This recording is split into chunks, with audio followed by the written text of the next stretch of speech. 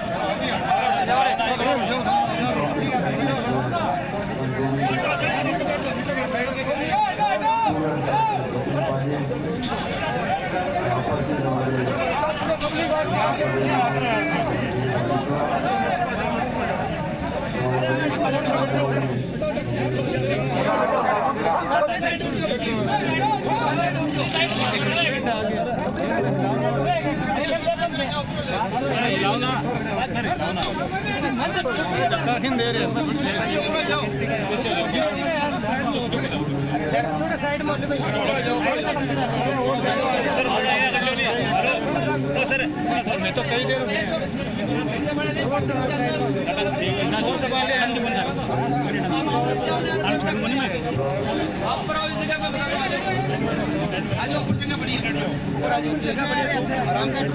चलो ऊपर जगह बड़ी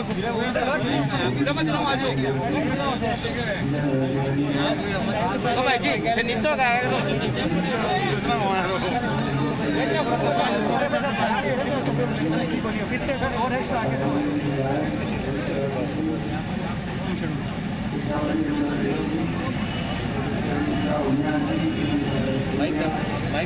माइक हाँ मैं लगवाता हूँ।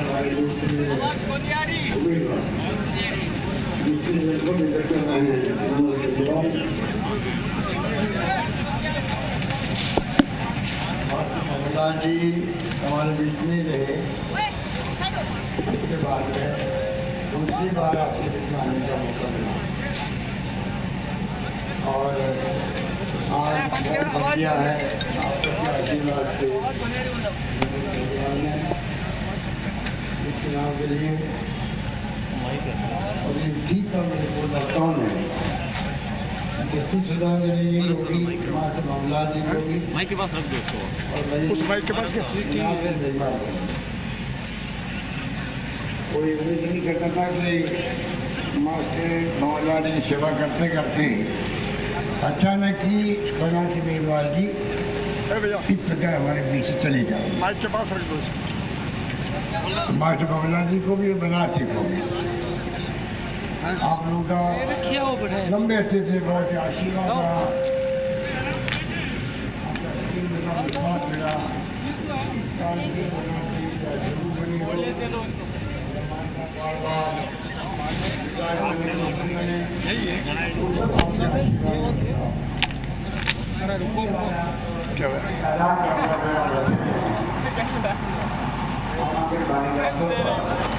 उसके लिए मैं आपको धन्यवाद दूंगा और आप अपील करूँगा कि चुनाव बहुत बेहतर होगा क्योंकि आप जानते हैं कि लोकतंत्र में वोटों का भाव जो है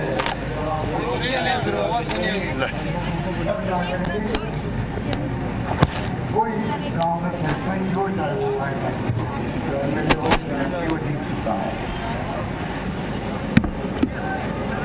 और ये व्यवस्था कांग्रेस ने लागू करी देश के अंदर।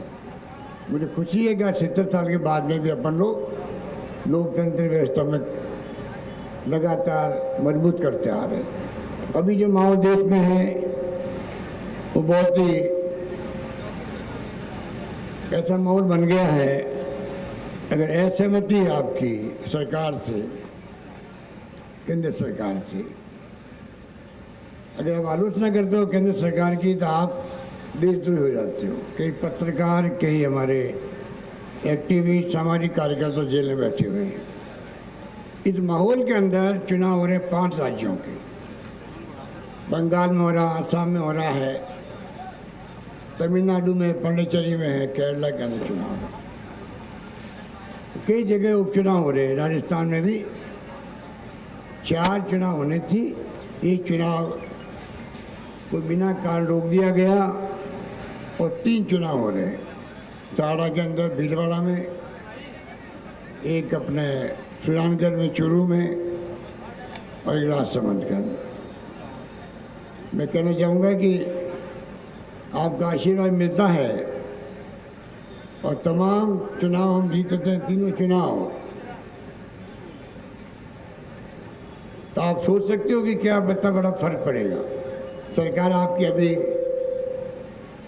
2.5-3 साल तक चलेगी। जिस प्रकार मेरे पूर्व वक्ताओं ने कहा, हम लोग हमेशा विकास के नाम पर आपको अपील करते हैं कि आपका आशीर्वाद मिले, सुशासन के नाम पर आपसे अपील करते हैं कि आपका आशीर्वाद मिले, कांग्रेस कामयाब हो। अभी मनोज कह रहे थे आपको, जब आपके आशीर्वाद से मैं दूसरी बार मुख्यमंत्री बना था, मुझे याद है कि आपने योजना 1000 करोड़ की उस जमाने के अंदर लाना बहुत बड़ी बात थी। हम लोगों ने एक झटके में सैंक्शन करी, काम शुरू किए, योजना लागू हो गई। अब जो जल जीवन मिशन आया है, घर घर नल वाला, उसका काम भी हम शुरू करवा रहे हैं जल्दी से। राजस्थान भर के अंदर कई जगह शुरू हो गया है, कई जगह शुरू होगा। हम चाहेंगे कि टाइम बाउंड तरीके से किस प्रकार से हम लोग पानी पहुँचाए घर घर में, ये हमारे सोच का अंग है। इसलिए मैं आपको निवेदन करना चाहूँगा, कृपा करके आप दिमाग में रखें, अगर ये चुनाव को आप बीजेपी जिता देते हो तो उनका 72 लोग हैं अभी हाउस में, 72 है। एक संख्या बढ़ जाएगी, 73 हो जाएगी, उसके ज़्यादा कुछ नहीं होने वाला। और अगर आप कांग्रेस को जिताते हो तो उसके मायने हैं पूरे प्रदेश में पटवारी, ग्राम सेवक, तहसीलदार, SDO, कलेक्टर, SP, अधिकारी, कर्मचारी, उन सब में एक भावना पैदा होती है कि सरकार बहुत मजबूत है, सरकार का विश्वास, जनता का विश्वास सरकार के साथ में है और वो मजबूती से सेवा करते हैं, गांव वालों की भी मान सम्मान देते हैं। जरूरी लोकतंत्र में सरकार आपकी है, आप उसको मजबूत करोगे तो आने वाले वक्त में, अभी दुतावत जी कह रहे थे, शानदार बजट पेश हमने किया है।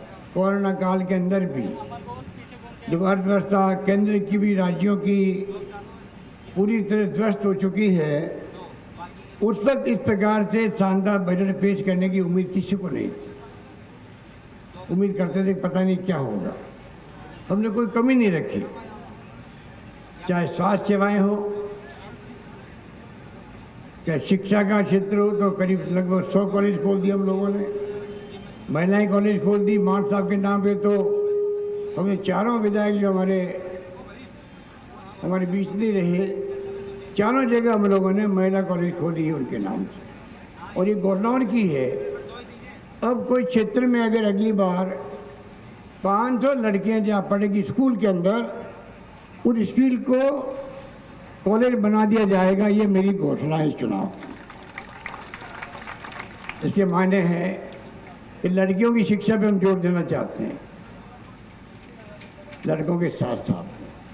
और मैं आपसे अपील करना चाहूँगा कि आप गांव-गांव में लड़कियों को पढ़ाना प्रारंभ करें। कई परिवार वाले भेजते नहीं है बड़े शहरों के अंदर लड़कियों को, अपनी बच्चियों को। अब जो स्कूल है गांव में है, कस्बों में है, जहाँ भी है, 500 बच्चे भर्ती करा दोगे, वहाँ अगली साल हम लोग कॉलेज बना देंगे, शिशु स्कूल बना देंगे। इस प्रकार से कई ऐसी योजनाएं हम लोग लागू कर रहे हैं। परसों से 1 तारीख से,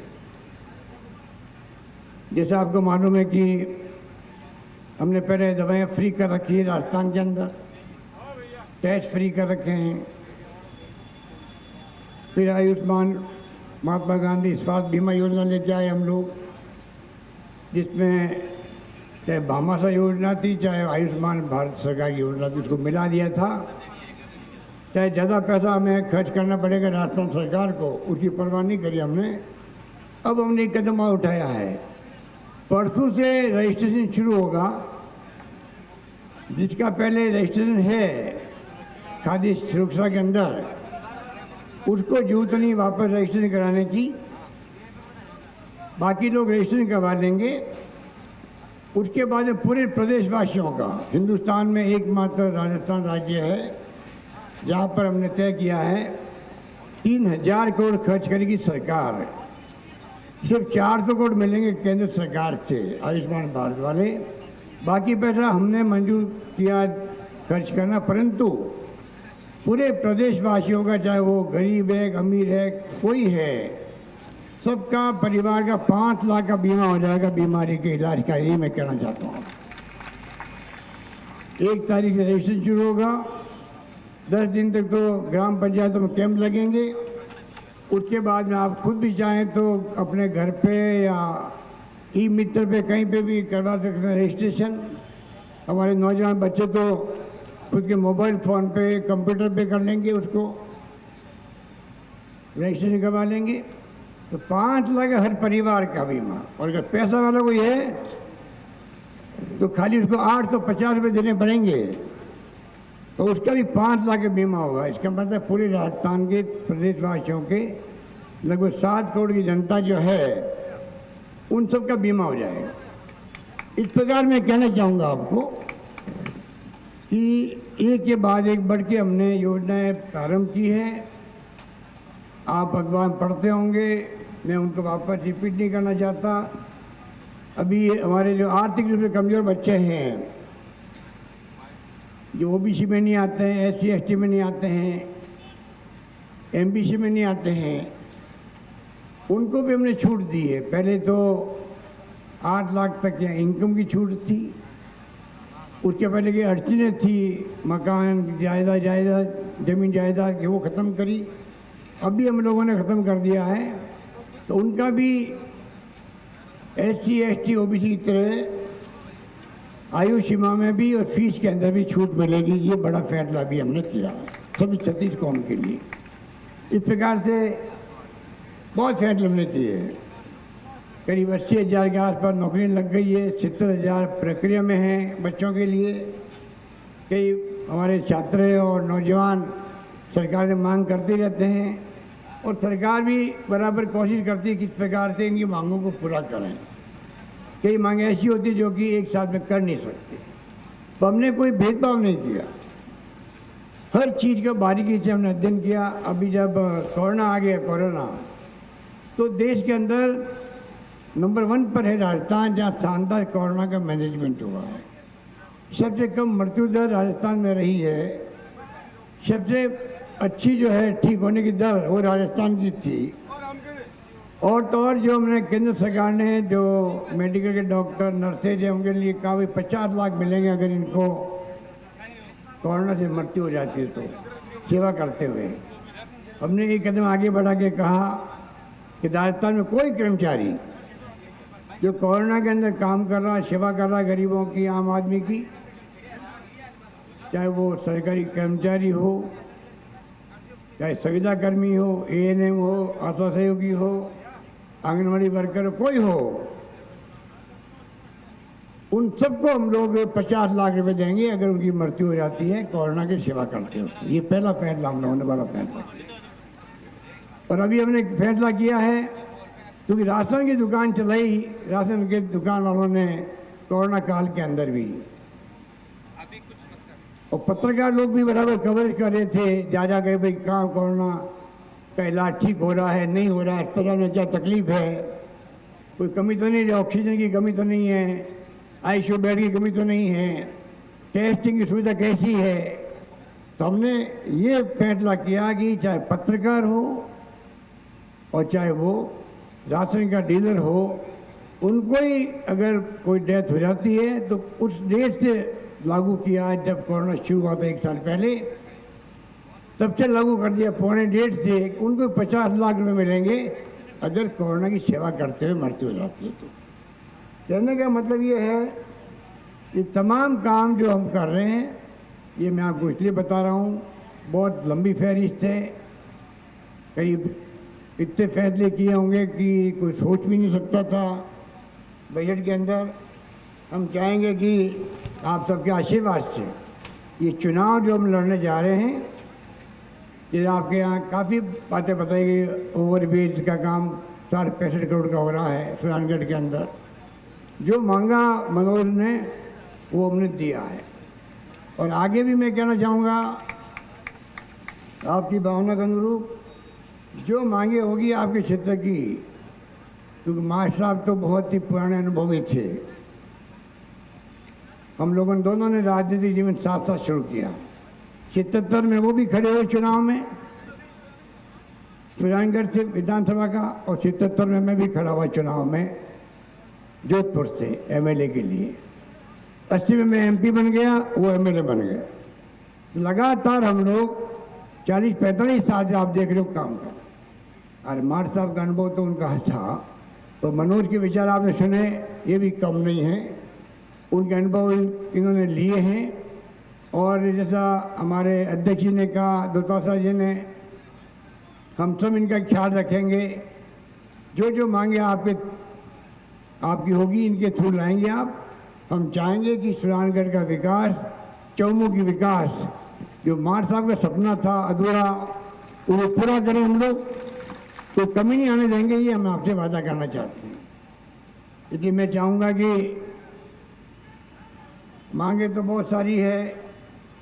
और आपके नगर परिषद की अध्यक्षा जी भी कह रही है कि नगर परिषद के सीवरेज और ड्रेनेज के काम भी है, ऑटो के काम हैं बजट के लिए, सेकेंड फेज के काम, इंडोर स्टेडियम का सौंदर्यीकरण है। अभी तो आचार संहिता लागू की हुई है, इसलिए हम लोग कोई नई मांग को मंजूर कर नहीं सकते। आप सब समझदार हैं इन बातों को।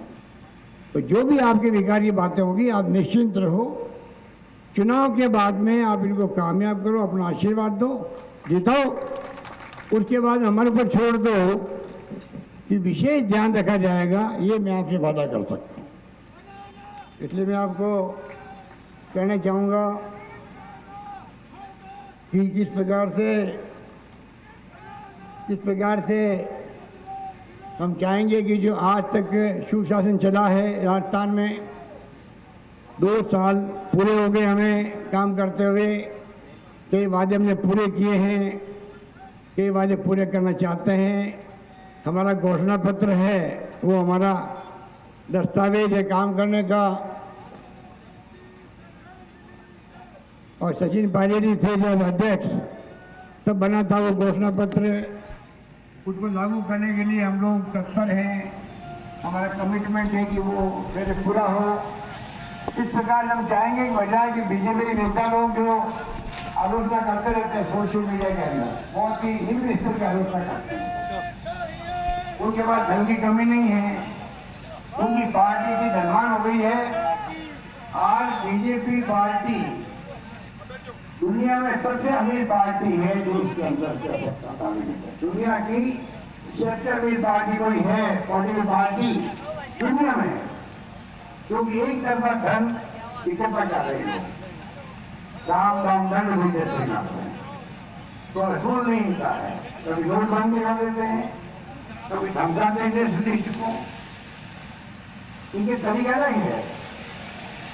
अभी इलेक्ट्रॉन बोर्ड लेकर आ गए लोग, और मम्मी की सुप्रीम कोर्ट बैन करने का मुझे नहीं किया उन्होंने। एक इंडस्ट्री 100 करोड़ का बॉन्ड निकालता है, 50 करोड़ देता है बीजेपी को, 500 बांटता है कांग्रेस ने, सीपीएम ने, सीपीआई ने, सपा में। कहाँ जा रहा देश? लोकतंत्र में बराबर की लड़ाई नहीं होगी सब तरह से, तो लोकतंत्र मजबूत कैसे होगा? लोकतंत्र की मजबूती के लिए आवश्यक है विपक्ष की पार्टी मजबूत रहे। हम तो राजस्थान में स्वागत करते हैं विपक्ष का, अगर वो तथ्यों के आधार पर आलोचना करते हैं सरकार की, हमें खुशी होती है, क्योंकि हमें उसको इम्प्रूव करने का मौका मिलता है। हमारी कमियां कोई है बताए, वो हमारी आलोचना करें, हमें कोई और घमंड से नहीं चलेंगे हम लोग। हम उनकी कमियां बताइए, उनको ध्यान देंगे, ठीक करेंगे। ये हमारा तरीका काम है। उनका तरीका क्या है? जो देख रहे आप किसान मेरे 4 महीने से, ये उनका तरीका है। सरकार का विजिट करती है क्या? जिनके आशीर्वाद से आप जीत के आए हो, किसानों के आशीर्वाद से भारी बहुमत मिला आपको पार्लियामेंट के अंदर। आज किसान ठंड के अंदर मर गए, 300 किसान मारे गए हैं। आज ही बॉर्डर बैठे हैं वो लोग और सरकार भी सुनवाई नहीं कर रही, जीत पे अड़ी हुई है। आज उनके लिए आप बात करते हो किसान की, आप उन बिल को खत्म कर दीजिए, बुला के बात कीजिए उनसे, विपक्षी पार्टी में बात कीजिए, पार्लियामेंट में बहस करवा लीजिए और नए बिल लेकर आ जाइए। क्या फर्क पड़ जाएगा आपका? और लागू कर नहीं पाएंगे। इस माहौल के अंदर केंद्र सरकार उन तीनों कानूनों को कभी लागू कर ही नहीं पाएंगे। विधायक के साथ सपटना कितनी कोशिश करें, लागू नहीं कर पाएंगे। जिनकी इतनी बात करते हो वो किसान कहता हमारे इतनी नहीं मिली है। किसान भुगत रहा है, देश का पूरी दुनिया देख रही है। जहाँ पहले मोदी जी का स्वागत होता था अमेरिका में, इंग्लैंड में, जर्मनी में, जापान में, सब जगह स्वागत कर रहा है। और आज आप देखिए वहाँ क्या हो रहा है, वहाँ के अखबार भरे पड़े रहते हैं आलोचना करने मोदी जी की सरकार। आज लोकतंत्र सीमित रहा है हिंदुस्तान के अंदर। अमेरिका में चाहे वहाँ का अखबार हो, चाहे वो स्वीडन के अखबार हो, सब अखबार उन्हें आलोचना करना है। ये जो तरीका है सोच का, कांग्रेस की सोच में इनकी सोच में ही फर्क है। कांग्रेस की सोच तो महात्मा गांधी की दी हुई है, पंडित जवाहरलाल नेहरू, सरदार वल्लभ भाई पटेल, मौलाना अबुल कलाम आजाद, डॉक्टर अम्बेडकर के जमाने का संविधान, उनके आधार पर हम लोग 70 साल काम कर रहे हैं। क्या बांग्लादेश आजाद करवा दिया इंदिरा गांधी ने, राजस्थान नहीं बनने दिया, पंजाब के अंदर खुद की जान दे दी, प्रधानमंत्री पद पर रहते हुए सीधा छाती कर दिया। वो उनको मंजूर हुआ पर उन्होंने खालिस्तान नहीं बनने दिया। राजीव गांधी शहीद हो गए देश के लिए। ये त्याग बलिदान की कहानी है तो कांग्रेस के साथ जुड़ी हुई है। सत्ता में आ गए हैं, सत्ता आने के बाद में आज भी अहम घमंड के साथ स्थापना करना चाहते और लोकतंत्र वोटों के राज में जनता जो है अच्छों का घमंड चूर कर देती है, पहले भी कर दिया। इसलिए मैं कहना चाहूँगा कृपा करके चुनाव बहुत महत्वपूर्ण है राजस्थान के विकास के लिए। राजस्थान में गरीबों का, किसानों का, दलितों का, पिछड़ों का, छत्तीसी गाँव का, उनके हितों की रक्षा करने के लिए आप उठाइए। जो हमने विकास किया है उसके नाम पर वोट मांगते हैं। और बीजेपी नेता आपको गुमराह करेंगे, आकर के मीटिंग करेंगे। इतना पैसा उनके पास में है, जनबल के आधार पर चुनाव जीतना चाहते हैं। आपको उनको करार जवाब देना है, ये मेरी आपसे अपील रहेगी।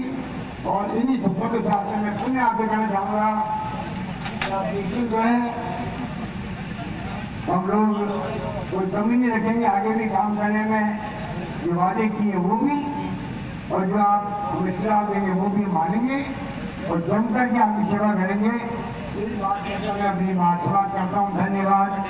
जय हिंद। धन्यवाद।